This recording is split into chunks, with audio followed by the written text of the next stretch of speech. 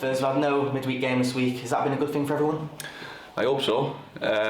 Yeah, it's always nice to have a break. I think most managers, coaches will tell you the games that have been played over the course of the last 3-4 weeks have been non-stop. So yeah, we hope so. A chance to sort of address a couple of things and freshen everything up and with the lads and their legs and stuff, and ready to go for what's a big game on Saturday. A win, 2 draws and loss in the last 4 games. What are the positives you've seen from them, and what are the immediate areas to improve on? Yeah, I think areas to improve on is just the consistency really. Those results sort of tell you how it's gone, but we played ever so well. I mean, look at the Bradford game, we were outstanding first half on Saturday, we were outstanding, and we just find ourselves in moments where we're not even under consistent pressure, we're not making the right decisions, and again that's something that we're working on every week in the training ground to get better at, and hopefully we'll start to see the fruits of that between now and the end of the season. How do we get better at that and decision making and just being a bit more consistent? Again, we can work on it in training, but it's difficult to replicate, for argument's sake, on Saturday if there's 9,000 there. It's difficult to replicate decision making on a training ground in front of all that noise and maybe it's off the back of 1 or 2 mistakes.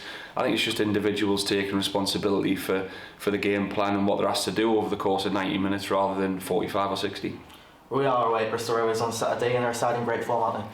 Yeah. I mean, to be expected really when you look at their squad on paper. They started a bit slowly, as I would imagine, slower than how they would have liked, but credit to Joey Barton and his staff and the players that they've got, they're now starting to show what a quality squad they do have, and again going back to the little area where lacking, they are showing real consistency in the results. What do you think Joey Barton has done to make him tick in the last few weeks and few months? I think it's not always easy when you first come in to get your ideas across and build the squad that you want. So I think over a period of time this season he's managed to do that, and he seems to have found a stable side and a stable way of playing, and he's getting the fruits of that at the minute. And what do you see their main threat being on Saturday?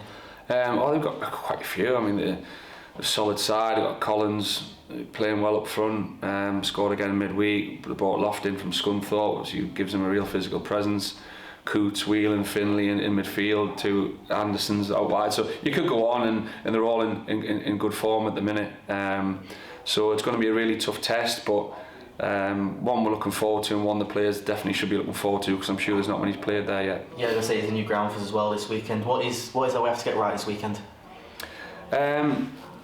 The decision making, like I said at the start of the interview, going to a ground where, off the top of my head, outside of Bradford, will probably be the biggest crowd they play this season, especially with the way they're playing. So they have to manage that, which is new. But we've been in this league long enough now, even this season, with the crowds being back, to be in a position where we have to expect the players to deal with that. And off the back of that, it's the decision making, the organisation, and the keeping the switch off moments to a minimum that benefits the team in the long run. Well, best of luck. Cheers, mate. Thanks.